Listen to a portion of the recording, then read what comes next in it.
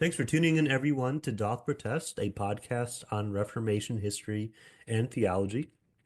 And James and I are both here, joined, we're very honored to say, by Dr. Lyndal Roper, who is the Regius Chair of History at the University of Oxford. Originally from Australia, she did studies in her home country, in Germany and in England.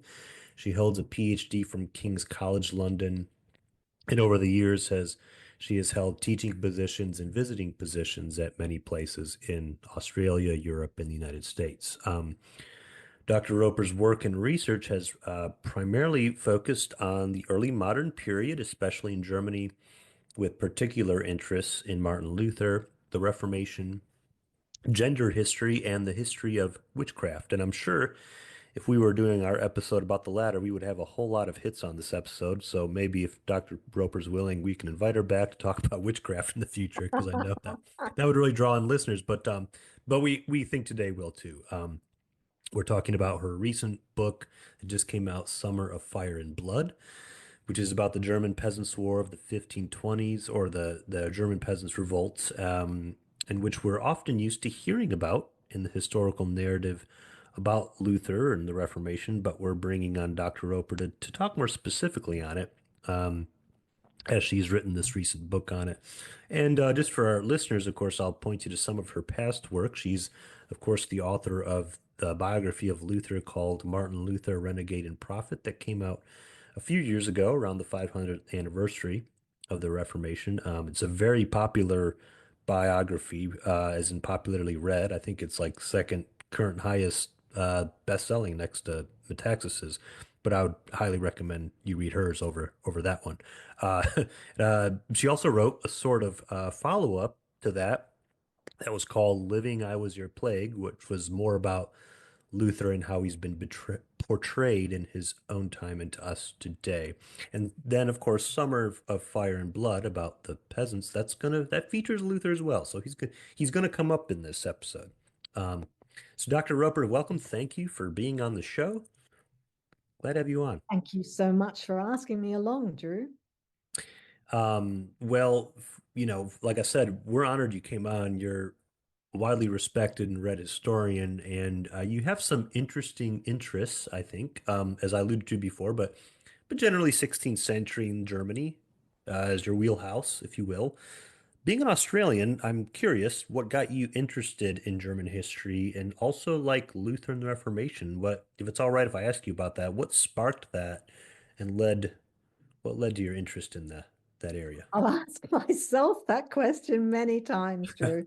And it's hard to say exactly what. I guess it does go back to school. I had a German teacher who was really inspirational, and she came from Berlin.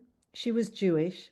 She liked to think that she was on the same ship as someone who turned out to be Henry Kissinger. Whether Oh, that was really? true or not, I Interesting. don't know. But that was what she that was the story. She was the kind of person that when you met her, you didn't forget her. And of course, that made me interested in Nazi Germany.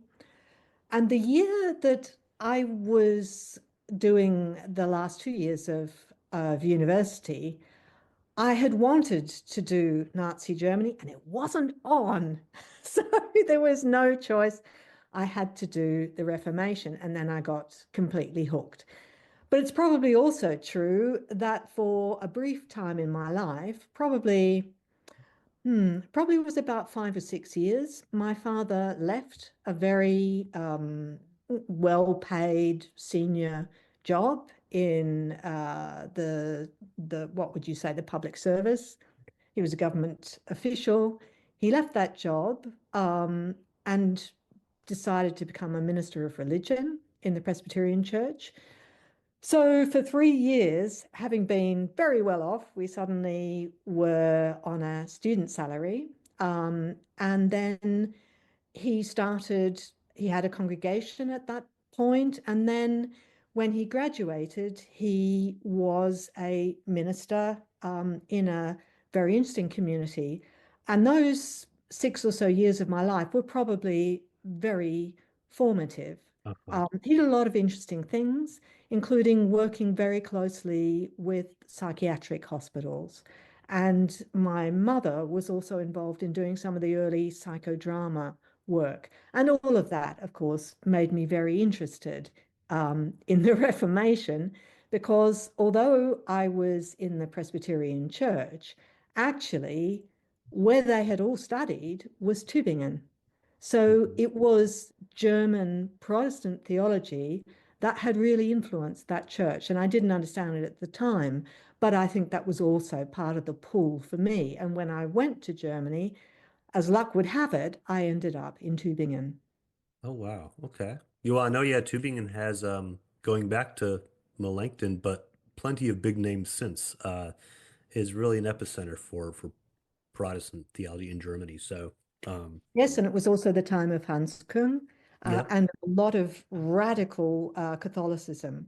So Hmm. it was a very interesting time to be there. This was before he'd been condemned by the Pope.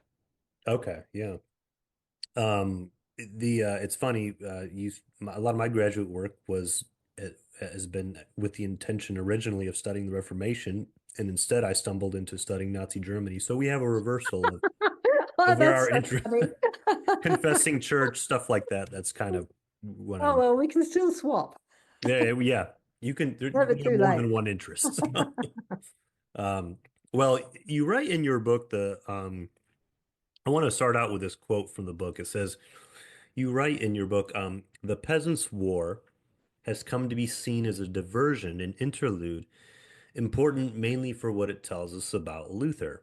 For this was the moment when Luther came out in support of the princes and against the mad dogs or the rebelling peasants.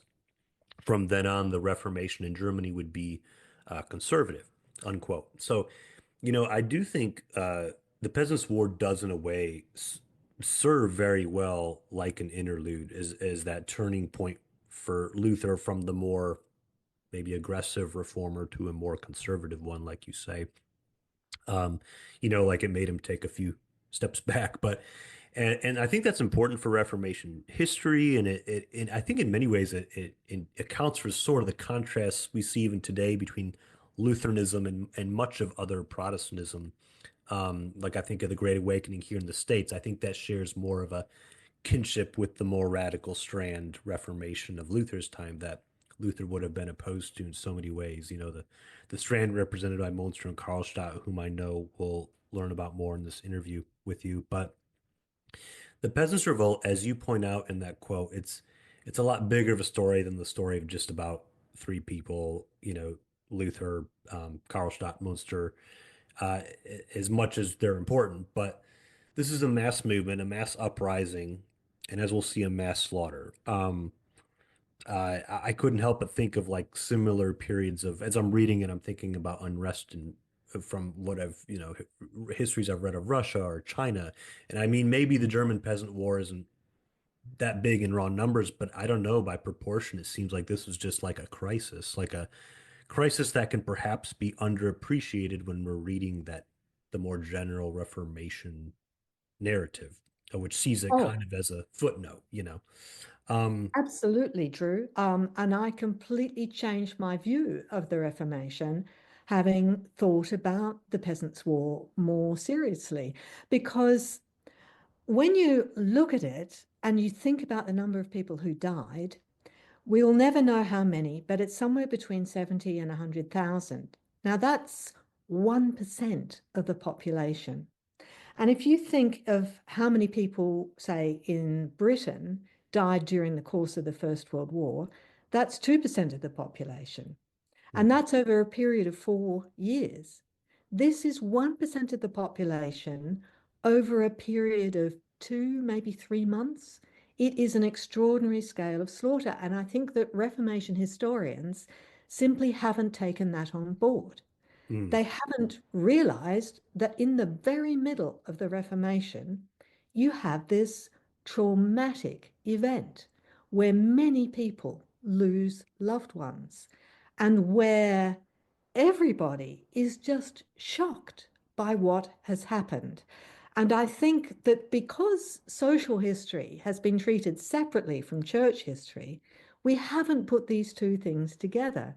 And instead, historians have asked things like, well, why was it that the peasants didn't seem to be such a fertile ground for Luther's message? mm, Well, of course, they'd just been through this mass slaughter and a period of total collapse of government and disorientation. And I think that because the Reformation is so often told as a story of institutional growth, we forget the period of total disruption at the outset.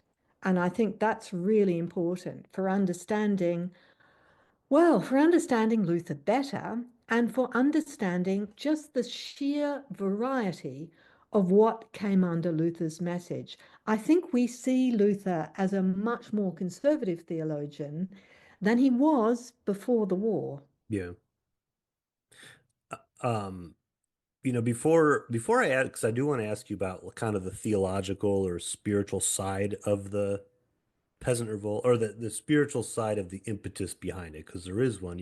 Luther's ideas, whether he wanted them to or not, did inspire these uprisings in many ways. But the peasant revolts were, as much as they were kind of a manifestation of a Reformation ethos, I'm first curious to ask were there other motivations, like as far as like I don't know, material motivations or sociological, psychological, political motivations behind the peasant revolts? What gave rise to the desire to rise up? Um, Well, that's a great question, and it's actually very, very hard to answer.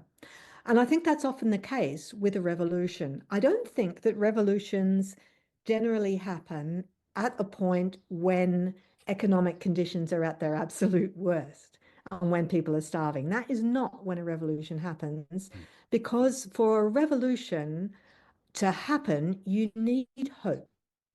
You need optimism. And ironically, I think it's when people believe that there is a future, that their political action, their collective action can bring something about. And when people are really inspired by something, that's when I think these kinds of things happen.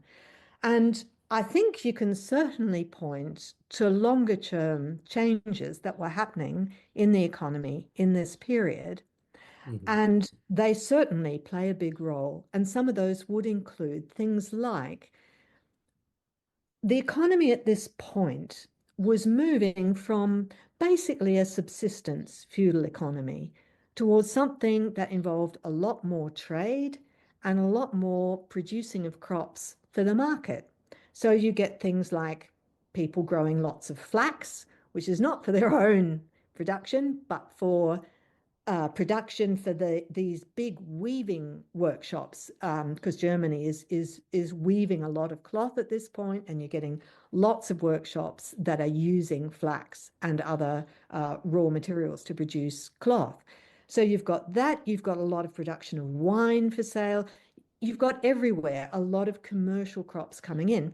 And as that happens, that starts to put pressure on a lot of these feudal arrangements, and you get the involvement of a lot of investment capital vehicles in all of this. It's so interesting because you can see investment vehicles that are being invented and mhm, used in this period. So people will do things like they will turn a tithe into an investment vehicle so that the person who is being employed to be your local pastor might be paid not out directly out of the tithe that you pay, but out of that tithe after it's administered by someone else who takes a cut, and maybe someone else also has a share in all of this, so that a whole series of aspects of life are starting to involve these complex monetary vehicles.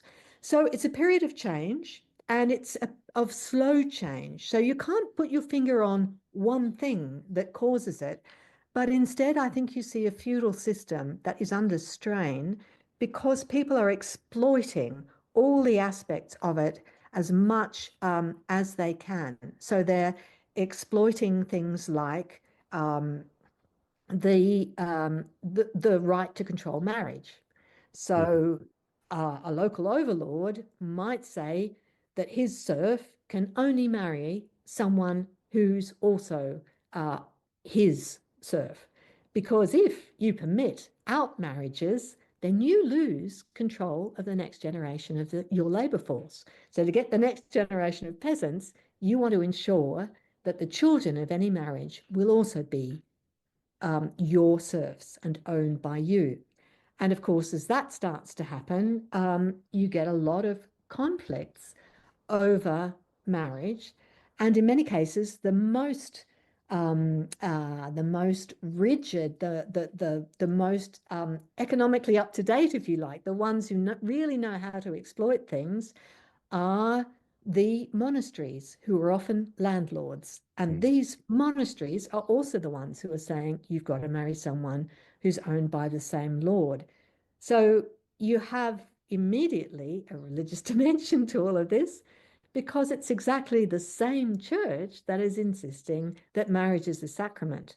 And it's a sacrament that the couple give to each other.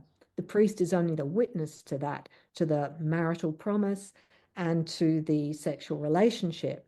And no one can then break that sacrament. Not the parents, they can't say that you can't marry.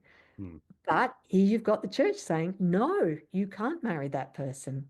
So you can see how religion and social issues are absolutely intertwined. Mhm. Um, you write, well, speaking of the religious dimension, you write how, because this is often how it's been portrayed. You say how it's a mistake to really reduce the peasant movement to battles between the radicalism of Thomas Müntzer and the conservatism of Martin Luther. You say to be so, quote, misses how militant, even revolutionary Luther's ideas could be. So I guess could you elaborate for us which ideas of Luther really spoke to and or lend themselves to the arguments that the peasant movement in soon time were making? Well, first of all, of course, one would think of Luther's writing of 1520, The Freedom of a Christian. That's an extraordinary tract. I always think if there's one thing by Luther that you want people to read, that would be it. It is a really beautiful piece of writing. It's quite poetic and lyrical, and it starts with this wonderful paradox. A Christian is Lord of all, and a Christian is subject to all. And then Luther unpacks that paradox. But of course, he's using that word freedom, and Hmm. freedom is an extraordinarily powerful word because of serfdom in that period, because many people are owned by their landlord. So to talk about freedom is just like dynamite. And it cannot be that Luther didn't know that. People at the time, that's immediately their line of attack. So Catholic conservatives say, if you go on like this, you'll cause a peasant uprising, which is really what happened. And in the 12 Articles, which is the program that the peasants put together and which becomes a bestseller, we reckon about 25,000 copies of that were printed. In that, the third article says that Christ bought us all with his precious blood, the rich as well as the poor, no one excepted. And therefore, scripture proves that we are free and that we want to be free. I just think that's a really amazing article. And what's it doing? It's drawing on the idea, which Luther has developed, that layfolk also ought to receive the wine of communion. and especially since it's the wine or Christ's blood with which our freedom was bought. So there, Luther's theological idea about communion in both kinds is taken up by the peasants and taken in exactly this direction. And Mhm. then just to give you a few examples of other things in Luther that the peasants take up, there's Luther's argument that every community should have the right to call its own pastor.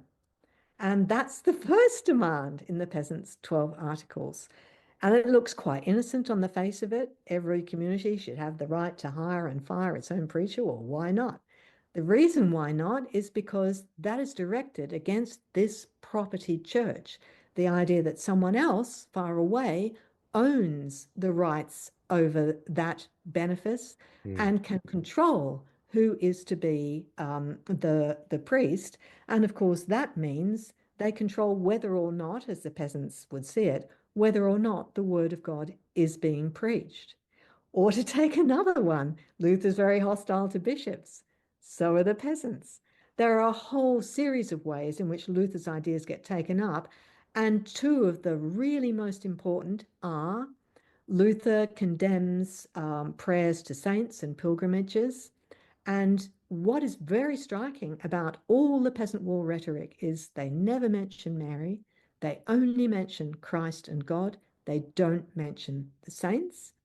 And Luther also critiques monasticism. And you could see the whole Peasants' War as a mass anti monastic movement.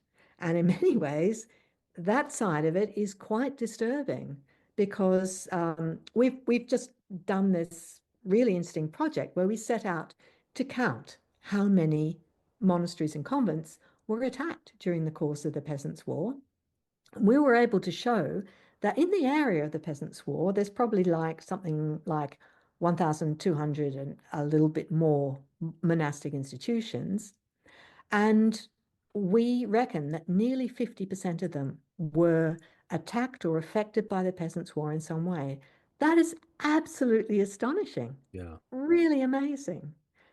So you can see that the Peasants' War leads to an enormous crisis in monasticism. Many of these monasteries are burnt down, they're plundered, and it can also lead to the destruction of their libraries. Mm. And you see examples where peasants plunge swords into books, they rick them up, they burn them. It's a big attack on books and on altarpieces because these books are seen as being the old religion, as Mhm. being about religion and the liturgy in Latin. And the peasants want to get rid of all of that. Yeah. I'm glad they were able to turn one cloister into a brewery and an inn. Yes. Um, so, and then of course, I guess the peasants didn't get a hold of that one, but I'm reading when and I don't know, as I was reading it, I remember like you know seeing because we do kind of there's been many in our own modern history. There's been many demonstrations, marches, protests for like good causes and for just causes. And there's also there's also the ugly side that there can be things like this that turn into the mob, right? And I remember like I don't know when it was, but I feel like there's always that first moment where someone really encounters it in the latter sense, like they're like where they really experience unrest and it can be really scary. Yes. Just and so like I just try to as I'm reading your book, trying to put myself into the mind of I don't know, the the non-pet or the people who had who had oversight and responsibility over, the authorities. Just the, kind of the fear, the apprehension, the whole mix of feelings that they had.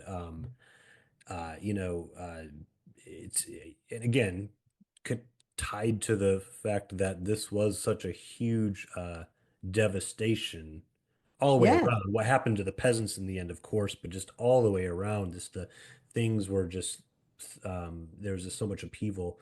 Yeah, I guess, yeah, it's so easy to lose sight of that again in the traditional Reformation narratives that where it gets kind of a blip on the screen and that's it. But Yes, I think you can really see it in some of the reports that you see people writing. You can see these local officials suddenly realizing that everyone around them has gone over to the peasants. yeah, Even their own relations have gone over to the peasants, and they just don't know what to do. And they can see the peasants coming for them, and they can work out how many days more they've got in that castle before they're going to have to flee.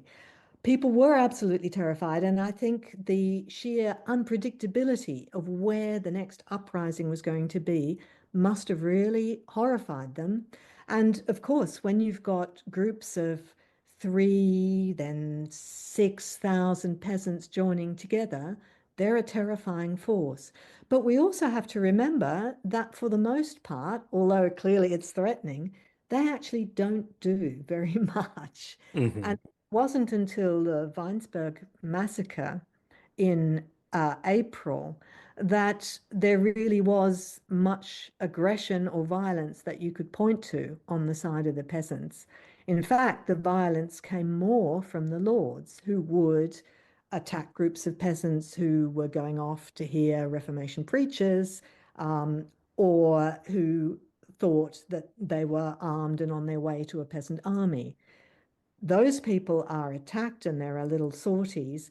But the Weinsberg massacre, which really marks the change in the way the authorities see what's going on as they start to see this is really serious. That's the real turning point, I think. And in the Weinsberg massacre, what happened was that 24 nobles and their retinue were forced to run the gauntlet outside Weinsberg, and they were killed. And that, for that number of nobles and their retinue to lose their lives, really was deeply shocking. And up to that point, there had certainly not been violence on that scale. Of course, even that is just as nothing compared to the scale of slaughter that you saw as soon as there were pitched battles. right. Remind me, refresh me again. What's running the gauntlet? That is. What that means is that you have to go the whole length of the line of the army, and each soldier it strikes a blow at you. So you die basically of exhaustion, and it's deeply humiliating. Right. It's a common military punishment, but it was unusual to use it in this way against nobles. Um, you know, it as I read your book, as you described kind of how the peasants, how they organized, how they kind of went from place to place and grew in size.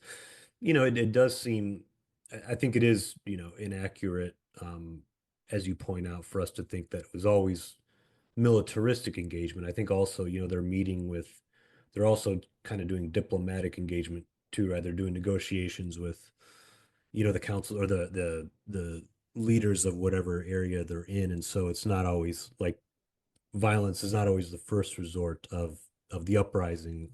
But it seems, and you said this earlier, it seems or you I think you alluded to this earlier, how the peasants kind of recruited across class lines. I found that interesting. I never really knew that before. I thought, the peasants were the peasants and they were against everyone else, but no, like the uprisers were not all peasants, that they were rising up for a cause they felt united in with I mean, they were noble, the townspeople. What I don't know, what tactics or what methods of persuasion did the peasant movement use to really win over, you know, the enemy, essentially? I mean, Yeah, and it's kind of tragic because they seem almost very naive. So how it works is that you start by swearing an oath of brotherhood. And that is quite a serious thing to do because swearing an oath of brotherhood conflicts with your feudal oath. and it can bring a punishment, quite serious punishment, of the loss of the two fingers with which you swore the oath, which effectively means you can no longer work. So it's not a light thing to do to swear brotherhood. So it usually begins with a local community swearing brotherhood and then sending word to the next village and offering, saying, we have sworn an oath of brotherhood, and now we want you to come to us and to swear an oath of brotherhood with us. And then sometimes they add, and if you don't, we'll come to you and you won't be laughing, as one commander put it. Mhm. So there is an element of coercion there. But then I don't think that coercion explains what's going on here because it is such a risk to take to swear an oath of brotherhood and to start going marching that you wouldn't do that just because another village told you to. You have to be committed to doing it. And the idea of brotherhood is, again, I think, a really interesting religious value because the idea behind it is that we are all Christ's own, and so we are all brothers. And that means there's no difference, there's no distinction between rich and poor. So the idea is that you proceed by getting your local lord to swear brotherhood with you.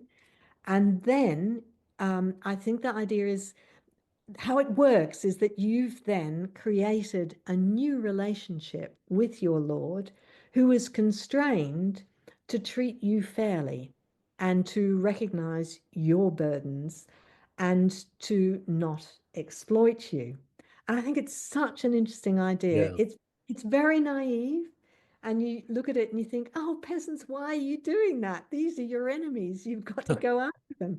But that's not how they think. And in many cases, the leaders of these peasant bands are themselves nobles.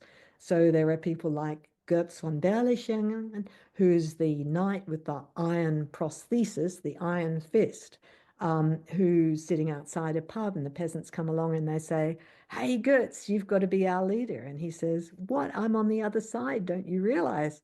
And they say, no, you've got to be our leader. And he finds himself heading a peasant army. And there, the way he tells it, of course, it all just happened. It wasn't his decision, as it were. And he's writing a self-serving autobiography when he was in his 90s. So we can't believe really a word that he says.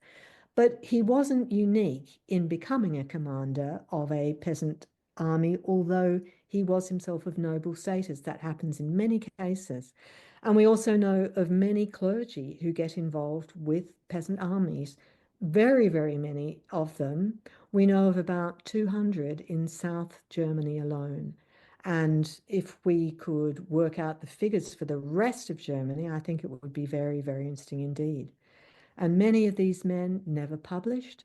Many of them died in the course of the war, including some really extraordinary figures like Jakob Wehr, who goes with his congregation, his local people in Leipheim, and then is executed in Leipheim and comforts his fellow rebels who are being executed. Really extraordinary story. Wow. Um, Two people both mentioned earlier in this discussion, Andreas Karlstadt, Thomas Müntzer. Can you tell us about these guys? I mean, they're important for Luther's story and for the peasant revolt story. Can you tell us about them? And then also, like, how did their theologies find compatibility with the peasant revolt in ways that Luther's did not? I mean, obviously, Luther's ideas did give rise, and then, he was kind of forced to clarify and develop his theology more. But Munster and Karlstadt had, I mean, they saw themselves in affinity with the movement. Who are they and why how did they find themselves their theology compatible with it, I guess. Well, I think it's a very complicated story. And I think the important thing here is that it's we looking back who see these different theological directions. And I don't think that would have been clear at the time. Everybody just calls themselves Lutherisch or Martinisch. They don't say, I'm a Zwinglian, or I'm pro Karlstadt, Mm. or I'm pro Müntzer.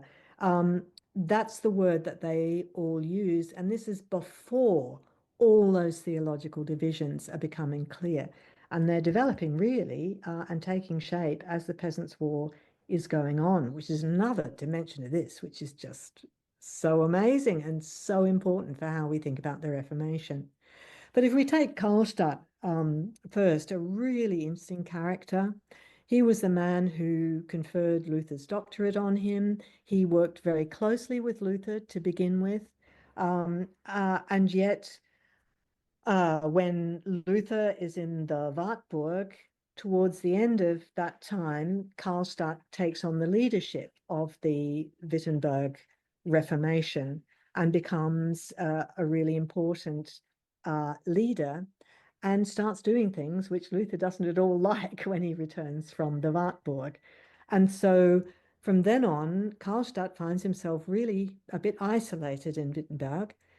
He's an amazing figure. He's someone who had a doctorate in law as well as in theology, and he'd spent time in Italy. And one of the things he did when he was in Italy was to buy himself some fabulous clothes. So this is someone quite complicated to whom academic degrees mean a real lot. And then what happens to him? In the wake of the Reformation, he starts to say, academic titles, they just lead to divisions. We shouldn't use them. And he starts to sign off as a new lay person and not to use his doctoral title. And to dress, instead of all this wonderful finery that he got in Italy, he dresses as a peasant in grey, so much so that when Luther sees him in Jena, he doesn't recognize him because he's wearing a peasant hat. So Karlstadt goes through enormous change as a result of the early Reformation, but he's such an interesting character. He goes to Rothenburg ob der Tauber. He becomes very involved in the Peasants' War there, and yet I don't know whether you've ever read anything by Karlstadt. He is impossible to read. He's so complicated. His sentences are so tortuous, and he's just not someone that communicates well with ordinary people. It's words, words, words with Karlstadt, and he doesn't have that directness of address that Luther has. And what happened to Karlstadt was that he found himself increasingly isolated in Rothenburg, and he describes later how he felt terrified by peasant armies, the kind of thing that you mentioned earlier, that people suddenly see armed bands and they feel very unsettled, very concerned, and very frightened. And he describes how a peasant band forced him to read aloud a letter. Well, of course they did, because they couldn't read and write, and clearly Karlstadt could. But he presents this as a terrifying experience. Of course, as he describes all of this, he's looking back. And what happens to him after the Peasants' War is that he was really endangered because it was clear that he had supported the peasants, that he had been involved in Rothenburg, and he was in danger of his life. And Luther, who by this point has just got married and is in the big Augustinian monastery in Wittenberg, takes Karlstadt in and forces him to publish an apology and an explanation of what he's done during the Peasants' War with Luther's own printer. Absolutely humiliating, but it also saved Karlstadt's life. So that's him. Müntzer, it's a very long and complicated story of someone who had at first been a supporter of Luther, had spent time in Wittenberg, but who was also from the beginning a radical, someone who likes to work with someone locally, then get engaged in a struggle, bring that struggle to a point of confrontation, and then that confrontation explodes, and nearly always Müntzer loses and is forced to leave. And so his local co-worker stays behind and has to pick up the pieces. I think that's really probably the major revision that's happened this year, as we've seen a number of new histories of the Peasants' War, one by Thomas Kaufmann, one by Gerd Schwerhoff, and all three of us have really seen, following the work of Thomas Müller, who's done a wonderful history of Mühlhausen itself, what we have all been arguing is that if you see the whole business of the Peasants' War as being led by Müntzer, you really miss a lot of what was going on, because Müntzer was just one amongst many, many of these theologians. He certainly had a wide influence, but he wasn't even the only preacher in Mühlhausen. There, Heinrich Pfeiffer was very important, and Mühlhausen had had its own Reformation with a lot of radical things going on, including very active women, before Müntzer had even heard of the place or had even come there. So Mühlhausen, which became Müntzer's center, has its own radical history of religious ideas. And we now can see that in the south of Germany, there were many of these local preachers who were involved and who had their own different theologies. And I think the other thing that really strikes me is how little Müntzer has to say about peasants and how little he understands of agricultural life. And I think it's that dimension that we really need to recover if we're going to understand the Peasants' War. We need to understand what I would term a peasant theology. And that peasant theology is about freedom on the one hand, and the other thing that it is about is God's creation. And it's the idea that God created the world, and so he created resources like water, like wood, like the animals in the forest, like the birds in the air, the fish in the water. And these resources are created free for mankind. And by that, they mean these resources have got to be shared fairly. They shouldn't just be things that lords have control of, but they're for all Christians. And I think what goes along with that is an understanding of creation as something with a value in itself, as something that is God's, not ours. So there are a couple of things that come to mind as you've been talking, Dr. Roper. I've been processing because I bought the book, but I haven't read it yet. So I'm curious about all of this. So James also he often confesses up on this podcast if he doesn't read a book on time. I do. Well, having two small kids and Oh, full-time exactly. history like Drew Exactly. is I did not Yes. read every single word of this book, but No. so I'll confess that too. but so there are a couple of things. I wonder. Well, this is two parts. First, you were talking about recovering a peasant's theology. I wonder if some of that work could be done with investigating the theology of the Mennonites and the Amish, both of whom are descendants from that peasants' revolt. And then the other thing is a possible historical connection, or a historical association that I've made. Whether it's right or not, I will leave up to the credentialed historian. But when I hear about Thomas Müntzer, I think a lot about the similarities between him and Girolamo Savonarola in Italy, who was also of his own sort a kind of leader of revolution, more religious than political per se, but also claimed to have special revelations from God, and also eventually was executed for his part in the upheaval. So, both of those, just your thoughts.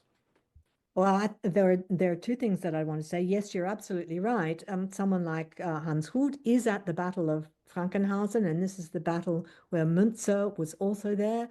One of about a dozen major battles during the Peasants' War, which all happened during these late spring and summer. And that is it's clear that a lot of these ideas feed through into Anabaptism and into spiritualism. And yes, you're right, in the longer term, that is where many of them end up. And as they do that, what's also fascinating is that they start talking about sisters as well as brothers, whereas the peasant war rhetoric is pretty inexorably male. The Anabaptists start to use the term sister and to talk about brothers and sisters and to use those terms of kinship in a much more open way. But this is where I think it's really important. I think that historians have said, well, this all goes off into Anabaptism, nothing to do with us. Lutheranism doesn't have anything to do with any of this. And that's where I think we've made a real mistake, because these ideas are very connected with early Lutheranism. And I think that by saying, well, they're just the radicals, that goes off into the radical wing of the Reformation, we have narrowed the scope of the ideas within Lutheranism itself. And that's why I think it's so important to get that back. We need a Lutheranism or a Protestantism that does think about the environment. We need a Lutheranism or a Protestantism that does think about the poor and the excluded. We need a, a religion that is much wider in the terms of issues that it's connected with. And that's what I think we've lost. And that loss happened because Luther was able very early on to set up a narrative of church history which said that all of this is caused by Thomas Müntzer. So it's one individual, and he's been led by the devil. And this is nothing to do with me. And so, in terms of Luther's own psychology, the way it works, I think, is something like this. For Luther, the key thing is his spiritual temptations, his Anfechtungen.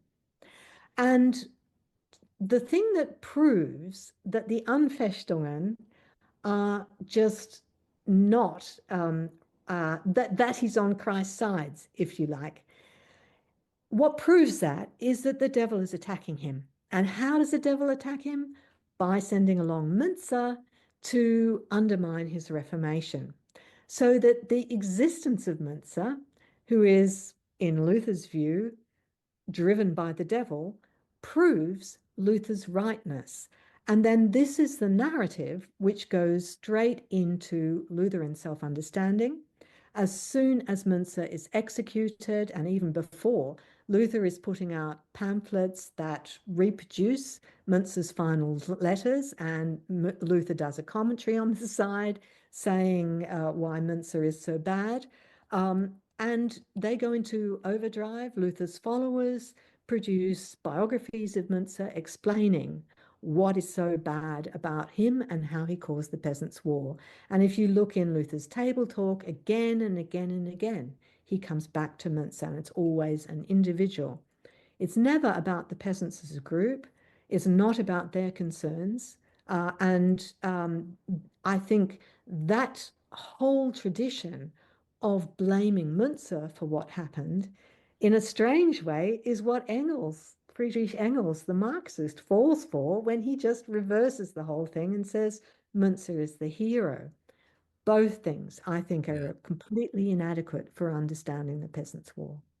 Yeah, it's interesting how Engels actually just further kind of perpetuates that the Luther's narrative in that way. I was, as I was listening to this, I was processing a lot of what you were saying. And Müntzer is still my least favorite theologian, but I think after reading your book, I'm able to see, kind of like we all are, Luther and Müntzer were people that saw what they wanted to see.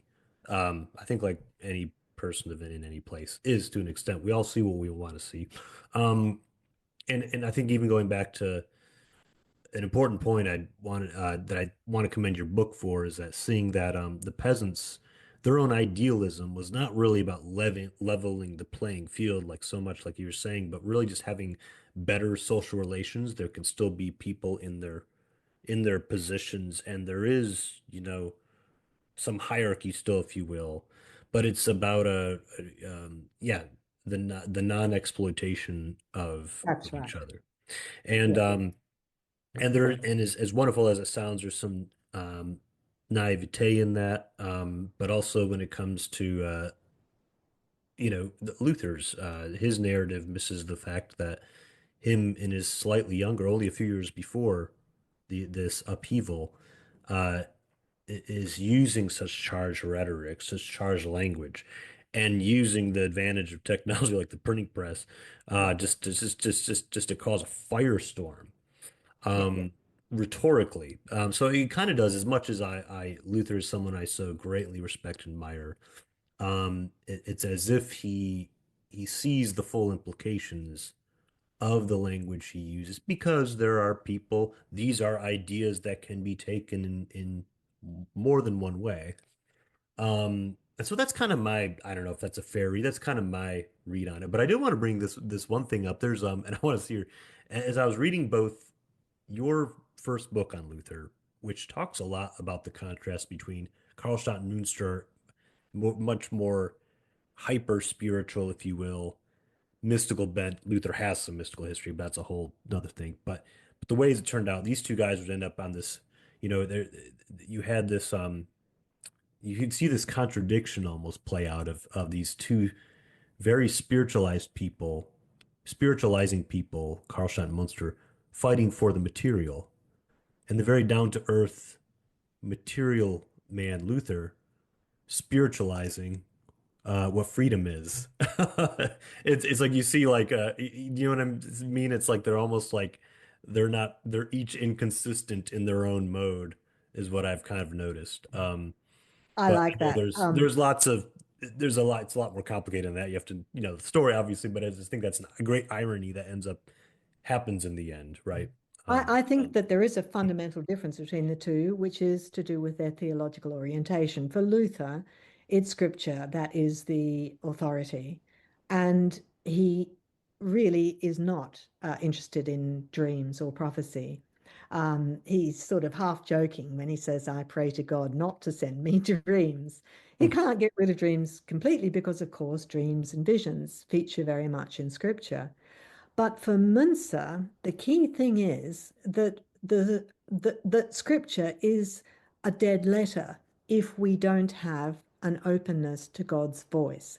And so for him, dreams were really, really important. And he seems to have used dreams of people in his congregation as part of what he would use as his sermon material. It's not so often, it's not so much his own dreams that he wants to do an exegesis on. It's the dreams of other people. And I think he must have been, for all that one can point to problems with Müntzer, he must also have been deeply charismatic because he has this ability, this pastoral ability, I think, to understand people in a quite deep way and to deal with their needs and wants and to think also about their dreams and take them seriously. He's not someone who, well, that's the other interesting thing about him. He doesn't say much about peasants, and the main people with whom he was involved were, in fact, townspeople, and many of them quite well off. It was the rich, the people who were bureaucrats, who were also very much drawn to Müntzer. Yeah, yeah.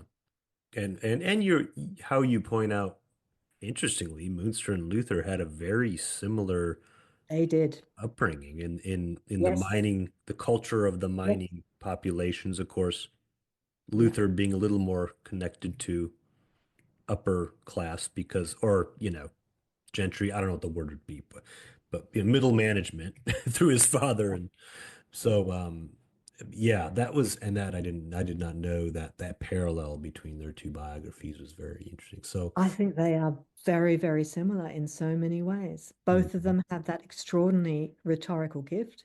Both of them are deeply musical. That's the funny thing about Münzer. When he first ends up in Austerlitz and he's got a secure position, what's the first thing he does? He does a German liturgy and he prints the music as Mm, well. He just knocked out the whole place's printing presses and made the town council invest a whole lot of money in this, you would think he would be bringing about the revolution, but no, he's concerned with singing Yeah. and the German liturgy. And both of them make the same marital choice. They both marry women who are nuns from the lower nobility. And I think that's also absolutely fascinating. Classic thing for someone who's sort of upper middle class bureaucrat to do, part of social rising. Yeah. One of the things, so generally speaking, in what I've read about the Peasants' Revolt, um, is that Luther comes out looking almost exclusively bad from all of this, because of his obvious support for the nobility and the Swabian League and their destruction of the revolt. Um, but one thing that occurs to me, and I'd be curious to hear your thoughts on this, Dr. Roper, is that Luther obviously has a very clear understanding of the right and left hand kingdoms. Luther has a very clear understanding of well, maybe not perfectly clear, but he has a pretty clear vision and picture for what the Reformation is. And as Drew was saying earlier, there are various different possible outcomes from the language that Luther uses, but Luther is always leading in a particular direction. And it seems like one of the negative or not so desired outcomes is what happens with the Peasants' Revolt. So when Luther talks about freedom and the freedom of a Christian, Luther is talking about freedom from saving ourselves. And that's God. God is the one who saves us. We're justified by faith alone. But freedom is a multivalent word, obviously, and so it's taken in that particular direction. So I guess part of my thought on this is that Luther is trying to correct what he sees as misuses of his theology, is also trying to be clear on his doctrine of the two kingdoms, and is also trying to make it clear that this is an incremental reformation, maybe not all at once, so that it completely falls apart. Um, is that a fair assessment, or do you disagree? I think that his political theology is very strongly Augustinian, and he'd worked that out before the Peasants' War, and that's what he sticks to. And I think that he did need the support of secular authorities in order to bring about the kind of reformation that he wanted. And it would have been very difficult to bring about institutional change if he had taken the side of the peasants. I think it was clear they were going to be defeated, and that would have been the end of the Reformation. So you can also see Luther as a realist, as someone who saw early on how the forces would line up. But I think it's really important that we don't lose sight of the other theological directions that were around at the time and the breadth of issues that the Reformation could have tackled. And there might have been a way of negotiation which Luther might have been able to help bring about. Some people think that the peasants in the Southwest could have negotiated an end to serfdom, which was by then very much a matter of status and didn't really affect how much you might earn. I'm dubious about that, but there are certainly people who think that that might have been possible. And it might have been that negotiation could have prevented the conflagration that happened in 1525. So I think while Luther might be said to have been a realist, I think it's also very important for us to recognize the way in which the Lutheran story about the Peasants' War has been a partial one.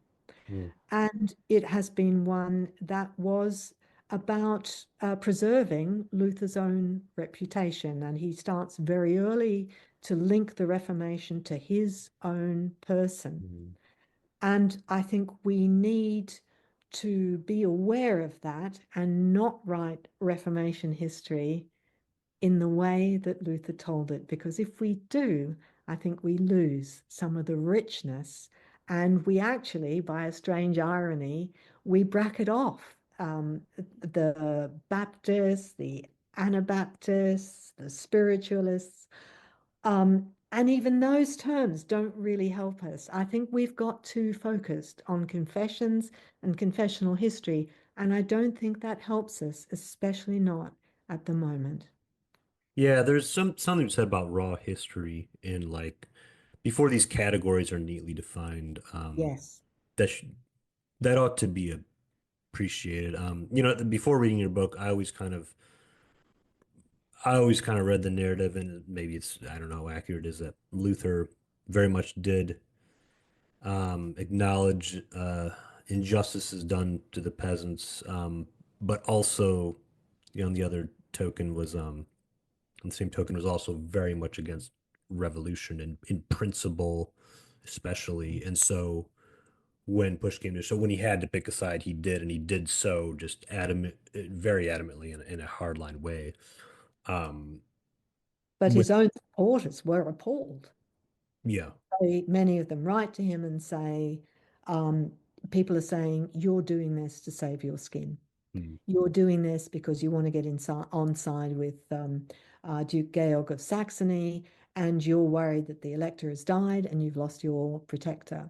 mm, And Luther, in response to that, then writes another pamphlet, which is even more harsh against the peasants than against the storming hordes of peasants.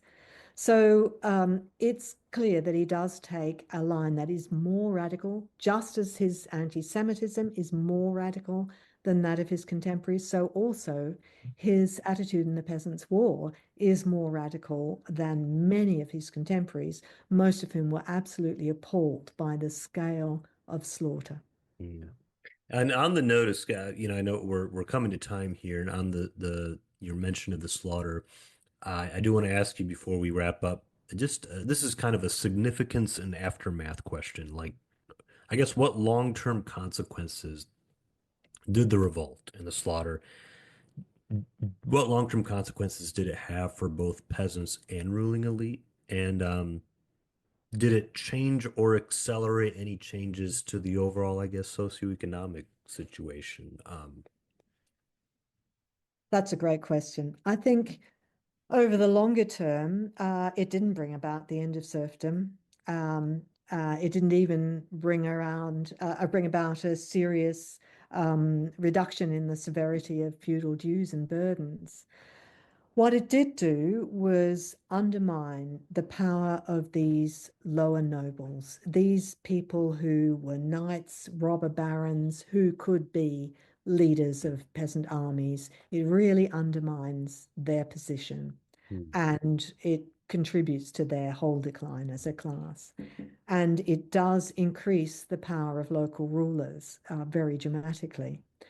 So that is clearly one consequence. Another major consequence is that it completely weakened the power of monastic institutions. And I think this is something too that religious historiography hasn't taken on board. The extent of the hostility towards monasteries and convents was just massive, and the wave of destruction that was unleashed meant that the landscape looked different because castles and monasteries were no longer there in many places in the way that they had been before. So I think we need to understand that the Counter Reformation was coming back from a really serious blow. And it took a long time for the Counter Reformation to gain popular support. So I think those two are long-term consequences. I also think it explains why it was that the Reformation became in Germany so connected with a small group of evangelical Lutheran clergy who intermarried, and why it was then so much centered in towns and why it was much harder to gain support in the countryside. Yeah. Well, Dr. Roper, thanks for coming on, and I'm going to put a show note again for our listeners to be able to buy not only Summer of Fire and Blood, but other of your popular books. And look, we if you ever want to come back and talk about witchcraft in early modern time, that might be uh, good too. But thank you for giving us your time today, and wish you blessings on your continued work. Thank you very much, Drew.